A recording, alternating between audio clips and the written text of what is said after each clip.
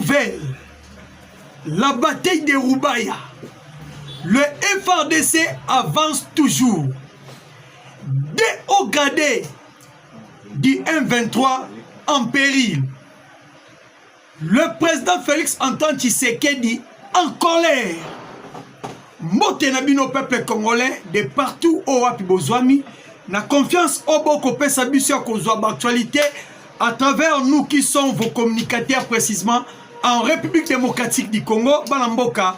Na kosenga na bino yambo tokota na mozindo ya émission na biso. Bo commenter votre émission, bo liker, bo partager, pe bo s'abonner massivement sur toutes les chaînes au Wapi. Bo kolanda biso na moment oyo. Balamboka Congo, je pense que il y a des sujets autres que banako partager na bino na mokona biso oyo yalelo. Nous avions bien dit que très bonne nouvelle à Roubaïa. La bataille de Roubaïa, les FARDC sont toujours dans de bonnes positions et je vais vous expliquer et si kanini précisément bitumbayango et si est commis. Banani obali solo na avantage et puis la colère de notre président Félix Antoine Tshisekedi, précisément la carte à Kinshasa. Bandeko, je vais vous expliquer des réalités. Où sont les Kanakats à Kinshasa? Et ne si ko boucler le sujet na biso, tokolobela Kagame akoluka rencontre ya yena président Fachi. Parce que Paul Kagame a déjà na Doha. Mais tu habites cette fois-ci, Makameko Kenelo Lengenini, est-ce que raconte Eko Salema ou pas? Likez, commentez, partagez, abonnez-vous massivement. Peuple congolais, il y a des informations sérieuses. Précisément, les FARDC ont bombardé des positions rebelles à Roubaïa. Et leurs mercenaires libanais auraient été ciblés et neutralisés. Bandeko, na kati ya guerre au Bokomona, les gens pensaient que Rwanda Kobunda Yemoko. Il y a des révélations. Ouéouti Kobima. Bateau Baza. Ensemble na Rwandais. Il y a des Français à l'intérieur. Bah découverte c'est Salemi. Il y a aussi des Libanais à l'intérieur. Il y a aussi des Africanistans à l'intérieur de Katsabitumbo. Et bah on va causer un français, n'a pas polonais. Mais la puissance des faits ya FARDC Oeza Sikoyo. Yangwezo Salake, tout frapper bango sérieusement. J'ai dit bien, sérieusement. Et hier, les dons d'attaque des FARDC ont bombardé avec succès l'hôtel Guest House chez Kabila, où se tenait une réunion stratégique des officiers de l'armée rwandaise et de leurs alliés dans la cité minière de Roubaïa. Ils étaient réunis pour préparer des offensives musclées dans les localités et cités récupérées par les Ouazalendo, appuyés par les FARDC, selon les informations en notre possession. Les responsables de l'armée rwandaise ainsi que quelques techniciens de guerre Kanyas seraient aussi dans cette réunion stratégique. Secret, nous demandons à la force aérienne de rester active dans la zone de Roubaïa afin de surveiller le mouvement de l'ennemi M23 parce que nous sommes déjà na point oyo ko en finir na guerre oyo. Peuple congolais, Banamboka Congo, la bataille de Roubaïa, les FARDC tous en a bonne position. Boyoki information na tengeli bino. Na kati ya réunion au M23 à côté qui Bandeko. M23 c'était préparé. Yakoya kobeta Kibabi. Yakoya kobeta Mamingi. Yakoya kobeta Walikale. Na Iyula précisément. Bandeko. Bakoti réunion tomba moni FRDC a déjà près de Kibabi. FRDC a toumbi des jeeps rwandais. Ouais, bandeko y a une intervention na Katani. Yarubaya. Mais il y avait 3 jeeps où réussi ça qui kokota. 3 jeeps. Ouais, ça qui est gouverneur militaire. Il y a Goma. Ainsi que Monsieur Bernard Biamungu. Nakati wana bandeko. Bayaki uniquement na réunion wana pour préparer ba contre-offensif musclé. Pour freiner vitesse ya FRDC Otozoya pour récupérer notre mine ya Rubaya. Bakota qui réunion à 22h. Et vers 0h, les renforts ya FRDC en hommes et matériel. Et comment qui précisément na Kibabi. Na Kibabi to beti bango farouchement. To récupérer Kibabi. Or que Kibabi est à 5 km na Rubaya. Et tant où tu frappes bango, tu poussani, tu es récupérer Rubaya non. Tout ça là, est-ce que tout ça la descente, tina mine de Rubaya. Ba M23 na 4 réunion wana ba missile c'est là quitté à partir à 0h. Des drones ya FRDC et petit na 4 guest house wana hôtel ya Kabila restaurant na. Et selon nos informations à possession, plusieurs hauts gradés M23 Bakoufi et plusieurs hauts gradés M23 en fuite vers Mouchaki. Et ba blessé nyonso ya Rubaya. Ba M23 ba récupérer ba blessé na bango ba kena bango na Bweremana ainsi que na Mouchaki.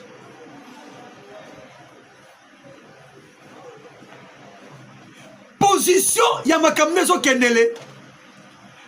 Avancée syndicatif ya FRDC. Et comment on ça? Il y a des questions qui se posent entre nous. Pourquoi? Mituna les autres tunama.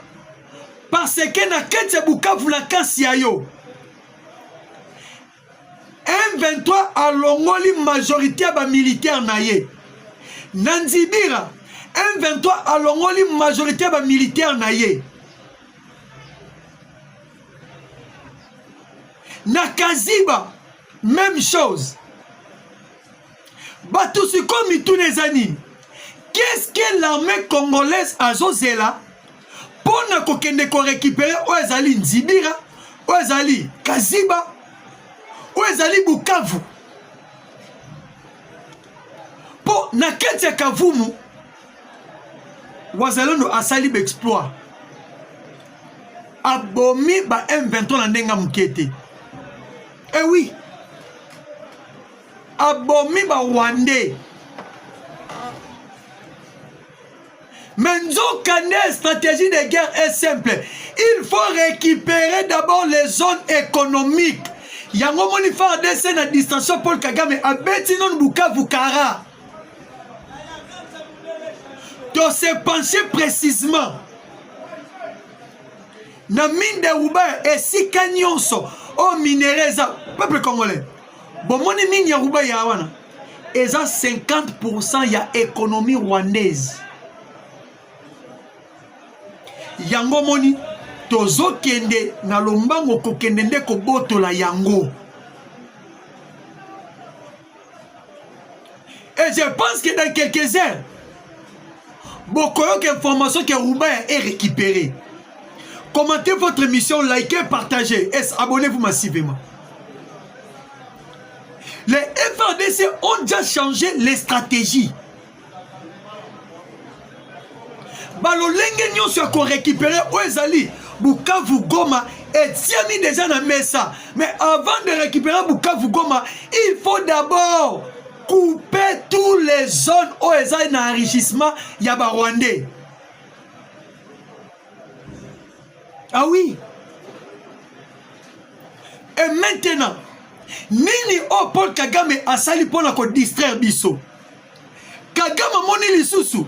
Même si Kawilingo Makufelaki, il semblerait-il que Bahati Akufeli wana, gouverneur militaire, oya Goma, autoproclamé, bien Mungu pe Akufeli wana.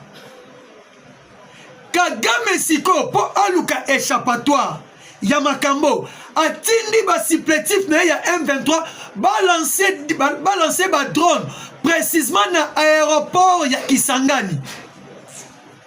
L'aéroport de Bangoka.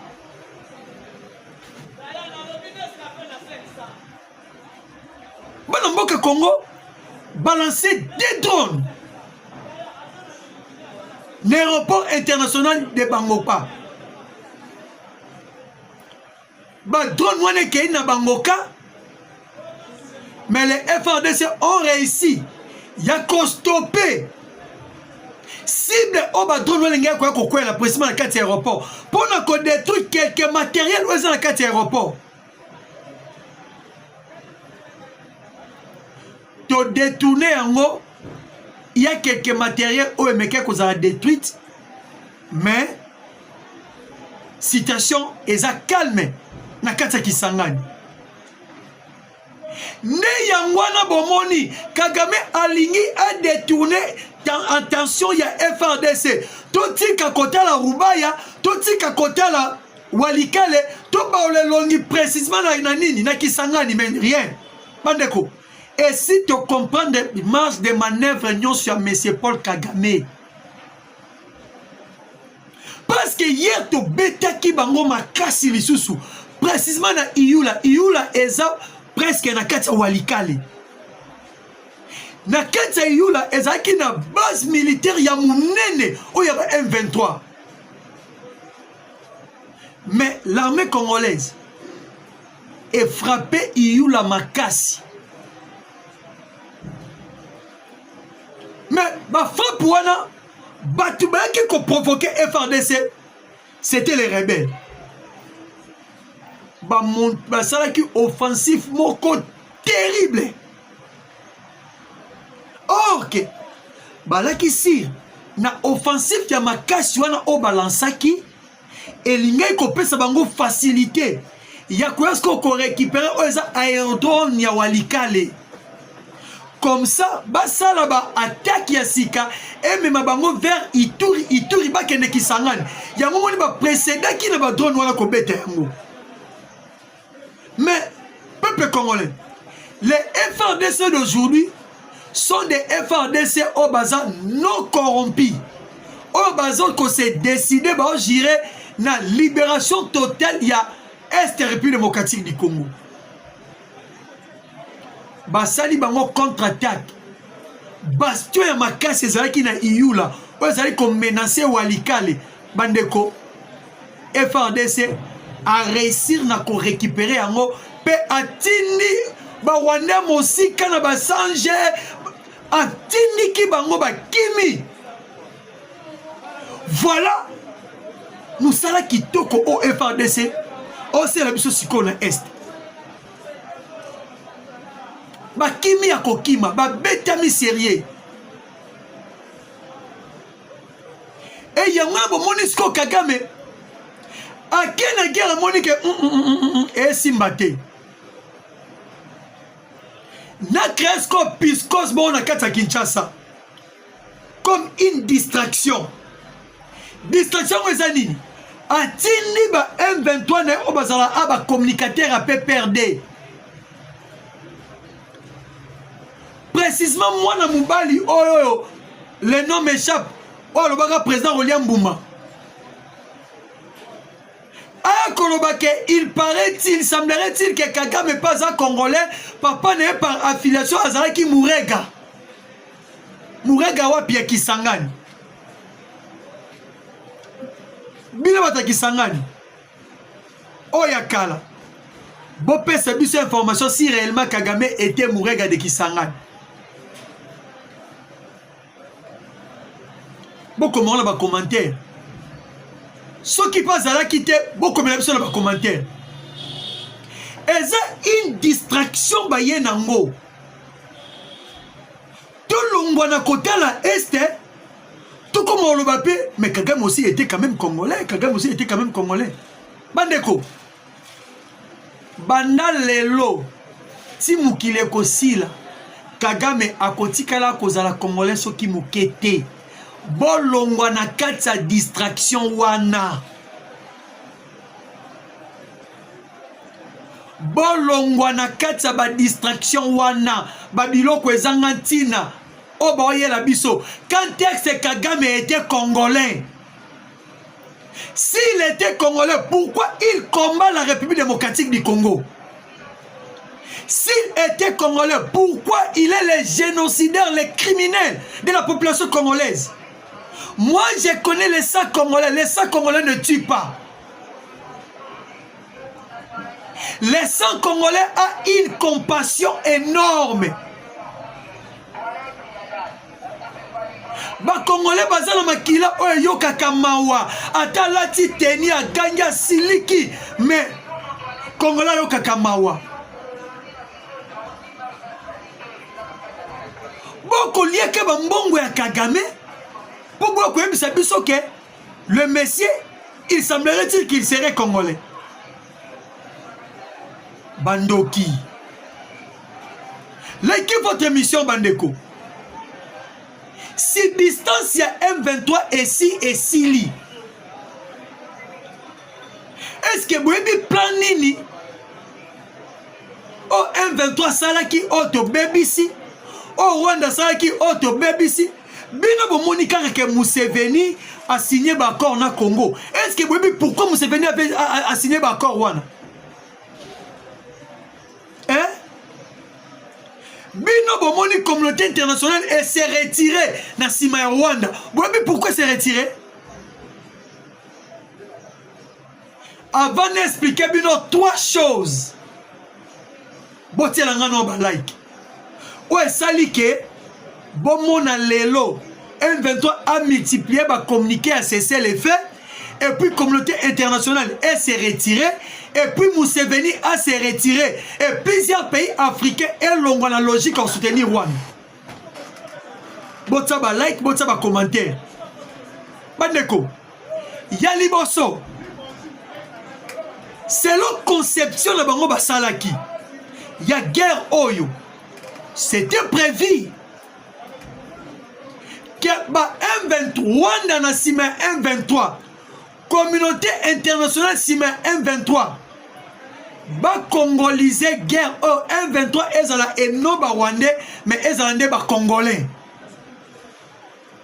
n'habite ce te comprendre M23 za ba rwandais mais sur terrain ba bimisango guerre ya ba congolais na koyeba na kozwa moi quelques marionnettes ya ba congolais ba tia bango les devant. Comme exemple, Nanga, na Joseph Kabila, notre ancien président, le quoi dirigeait Bisso. Mais c'est un Congolais. Quelqu'un est simple. Pour bien contrôler les minéraux congolais, il faut qu'on crée Oeza Bitumba Moko Nakati. Et Nakati Bitumba Wana, ba tête nango tokobimisa ba congolais. Mais en réalité, Batouba ba kolo makamboza communauté internationale ainsi que les Rwanda. Ba Zuisiko ba bo ba pesi pas ba Rwandais. Ba Rwandais ba recruter ba congolais ya ba marionnette. Ba congolais ba marionnette ba zui plan. So esengela kini na calcul na bango. Bango ba pensa que ndenge si bazalaki na système Joseph Kabila kondimisa biso eza rébellion congolaise. À l'époque, il y a Tshisekedi Penatan Oyo, Bissonio Storondimake, M23 Bazava Congolais, comme ça, va continuer le système de Bango, il y a contrôler la République démocratique du Congo à travers l'administration ainsi que l'armée. Na koyeba na kokota ba dialogue na Bango, kokoti sa Bango na système au Kabila Bandeko sa. Bandeko, Et l'autre kopesa bango échec on a lobby à liboso. Et même la communauté internationale n'ont jamais reconnu les M23 comme un groupe rebelle. Et les M23 batika yata moukete ko convaincre la communauté internationale. Et pourquoi Esalemi Bongo? Parce que diplomatie à Félix Antoine Tshisekedi Tshilombo, notre président, est plus puissant. Il y a condimisa monde entier que ba M23 baza ba Congolais mais bazande ba Rwandais. Premier échec. Et deuxième échec,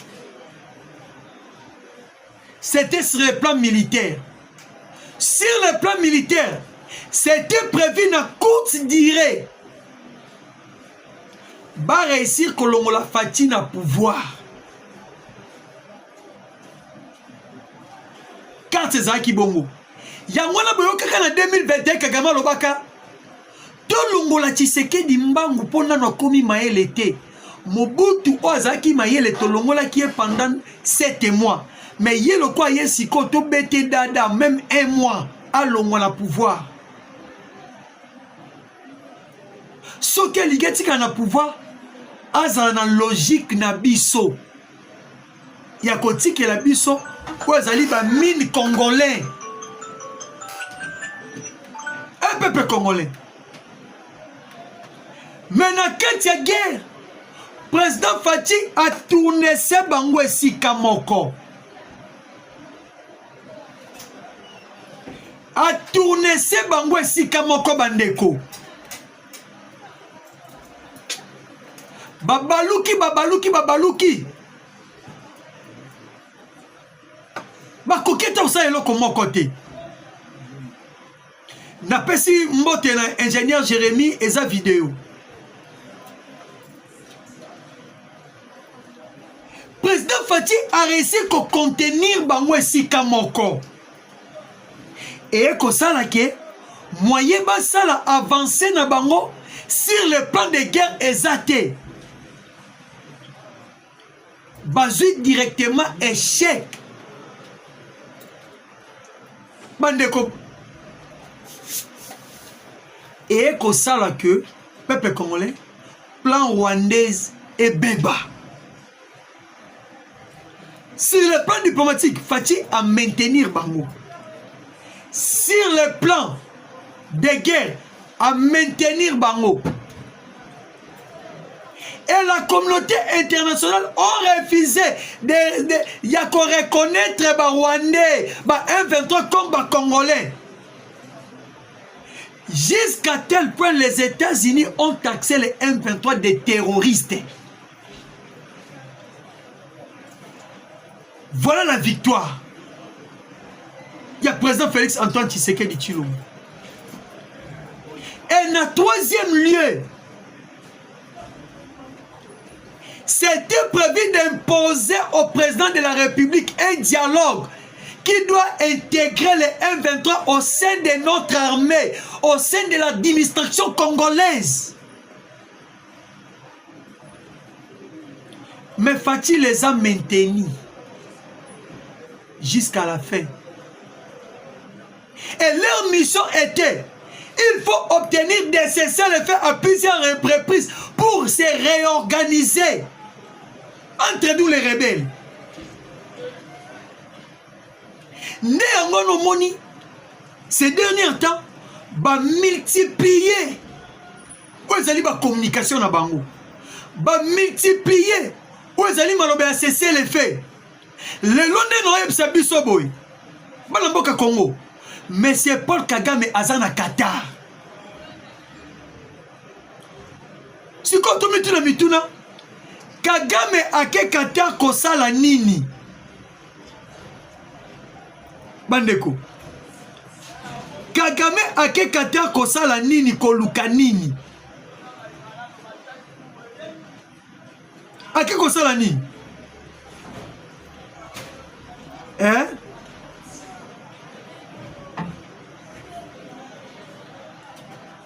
Yoka. Le Rwanda en perte de vitesse. Paul Kagame s'est rendu au Qatar pour tenter, semble-t-il, de convaincre Félix Tshisekedi de reprendre des négociations. Alors que les forces congolaises continuent de gagner du terrain, Kagame cherche désormais à instaurer un dialogue avant de perdre des accords miniers stratégiques si la situation se retourne contre lui. Parallèlement, le gouvernement congolais a suspendu les exportations des minéraux du Nord Kivu et du Sud Kivu. Tout minerai quittant ces régions sera désormais considéré comme volé et toute entreprise en flagrant délit d'achat s'exposera à des sanctions.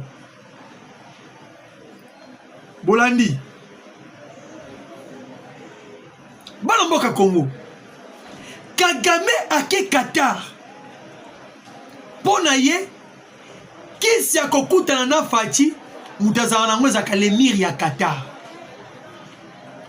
Ake kosiplie l'émir ya Qatar.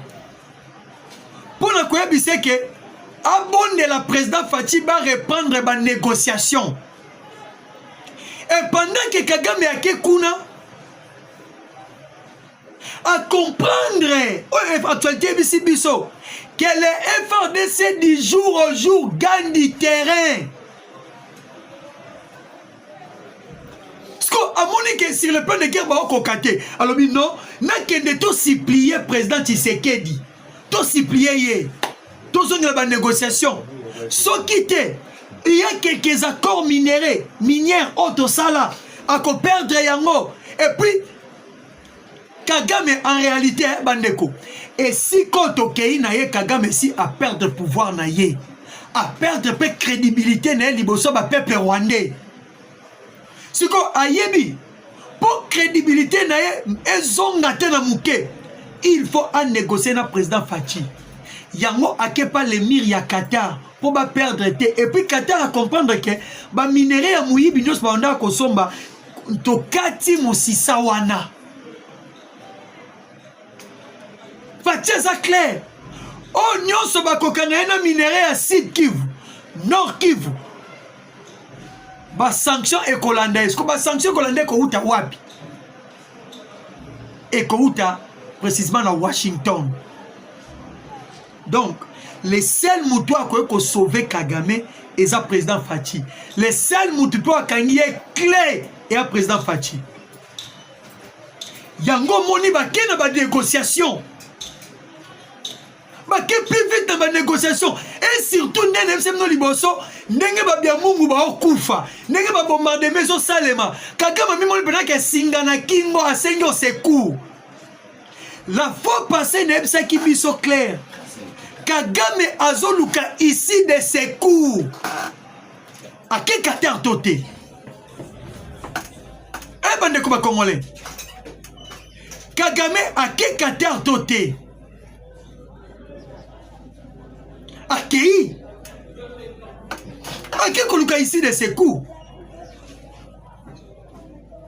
Peuple congolais, la RDC et Zassobino Boyeba quitté. Moto Zake Kotambola Tambola, c'était le président Félix Antoine Tshisekedi Tshilombo. Mais Sikoyo, Kagame Nairobi, Qatar, Dubaï, Mitelengano na degré moko. Yo sakanate Mitelengano o bakindu balobaka mbeya Néo le président Paul Kagame et Museveni comprenant qui que nenge makambo ekeli bon réussir combat oté mieux vaut asala na eba accord na République démocratique du Congo mieux vaut ça na eba accord ça n'est pas encore. Mieux voir ça n'est pas encore dans la République démocratique du Congo. Pour amoni rébellion à Bango et si est bêtisé. Et maintenant, Washington ont pris des décisions fermes. Hey, hey. Makambwe baby bandeko. Rwandais boyoka ki mine ba publiaki accord nucléaire civil. Boyoka ki awa o ingénieur ancien lobby accord nucléaire civil. Nucléaire.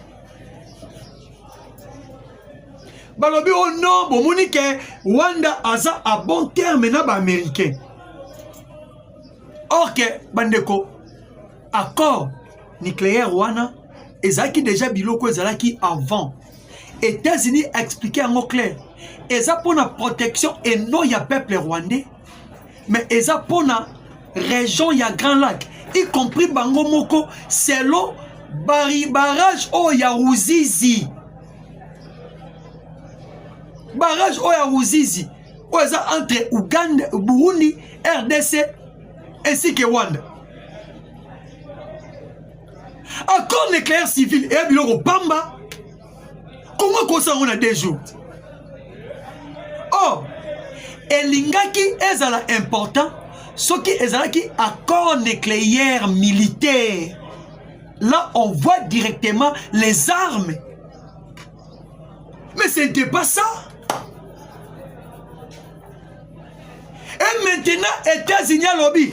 Il faut que tous les Rwandais babima libanda ya Congo, ceux qui étaient dans 72 ans, tous ont frappé Kigali. Il y a un moment où il y a un avion Mbangu. Qatar. Piou. A qui commande un sous sur les murs, il y a Qatar. A dit que les Qataris sont les Américains. Pour que les Mawa.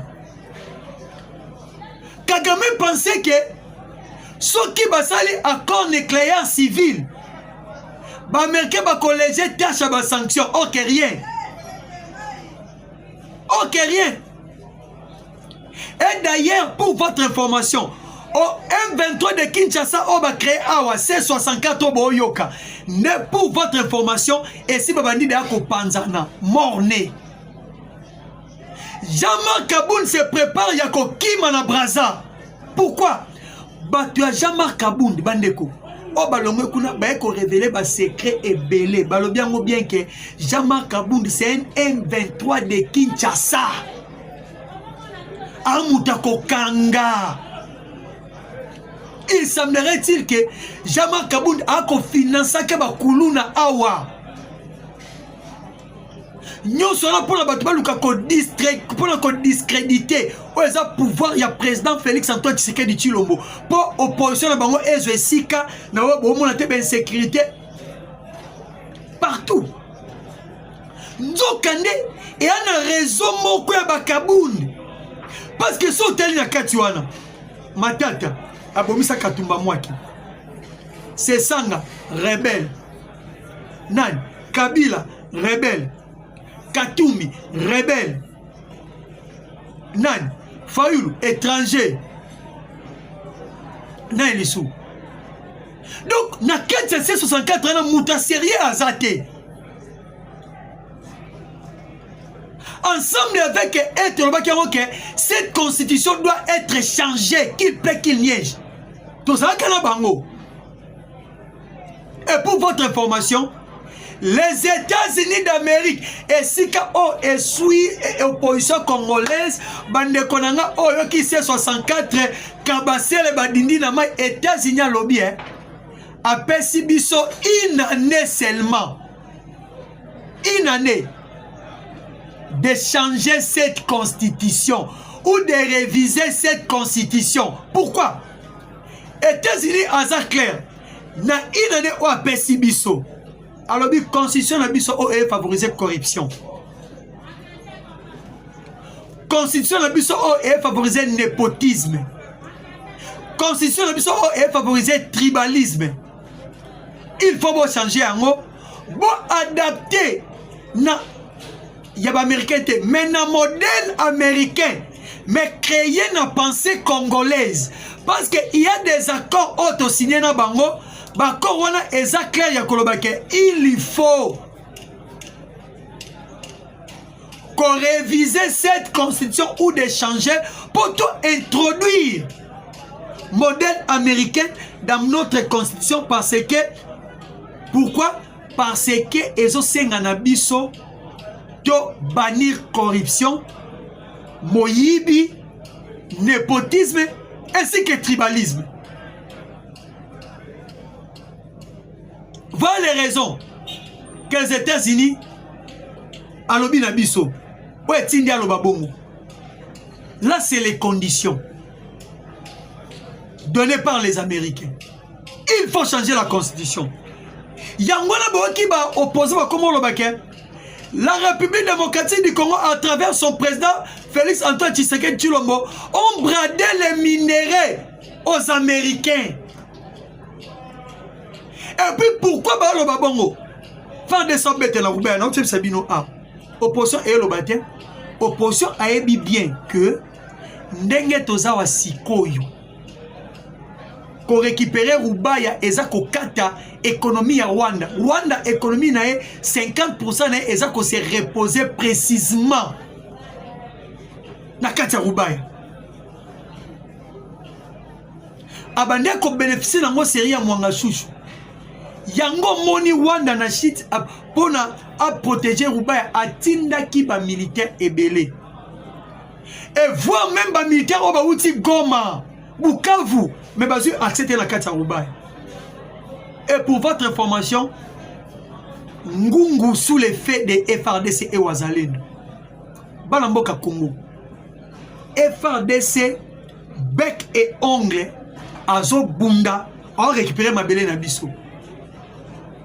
Et sur le plan international, le président Tshisekedi a bloqué partout. Néanmoins, ce la francophonie, Madame Thérèse Kaikomba Vatner, a quitté la France, a quitté Macron Moussapi. A lobby, Macron, Nengo Moni Biso Boye, toye combattre campagne. Il y a Madame Juliana Lumumba pour la secrétaire générale de la francophonie. Donc, pas de blagues. Pas de blagues. Il faut récupérer la francophonie. Il faut récupérer la francophonie. Tu vas mettre reprise. Rwanda soka meki kaka. To France soka meki kotia nyamu nyamu. Bon na oyekoye la bango. Peuple congolais, to simbasko actualité à Kinshasa. Bandeko. Président Félix Tshisekedi a mené la petite tournée à Kinshasa. A Kenjin Passaï côté la rocade, côté la Nzela wana. A Kimbanse ke atali Nzela na basali. A Yeti na Sainte-Thérèse, omniscipal au basali na kata Sainte-Thérèse, on a terrain basket, ainsi que petit terrain à football. Bandeko. Président Fatia lobi misala mingi na lansaki. Na moni loko les oumela, y compris marché central Yazandu. Bandeko, to comprendre te. Na kata Kinshasa, ba misale bandiko kombola ba prince, bandiko longola ba fulu, po kaka bayoka ki président akoya ko inspecter misala. Yemoko gouverneur. Tout la mousi azaza. Yango na ngina loba bande kwa njili Kimbanseke bande ko bazakana zanu balobi comment toki président ko ya to moni banzele fongwami banzele muso komi propre ba minde peliti na banjili wana mabulu bakundi kundi batu ba mituna est-ce que basala ka misala yango na Congo pona président kaka et non pona biso population. Ok, ngana yebi nyonso au président Fatia zo lancé pe azo sala eza pona yete mais eza pona bénéfice ya biso peuple congolais. Mais comment lelo oyo to komi komona ke soki Fatia koya batie soin et alors quand ndako emesana salité suba bike boya mbompa ya mkola ba kombo ba pangusi ndako tompa okende bwe. Bizarre. Bandeko.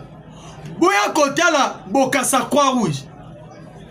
Boya wakading na se Kasavubu. Bon mona bosoto o eza nesika wana.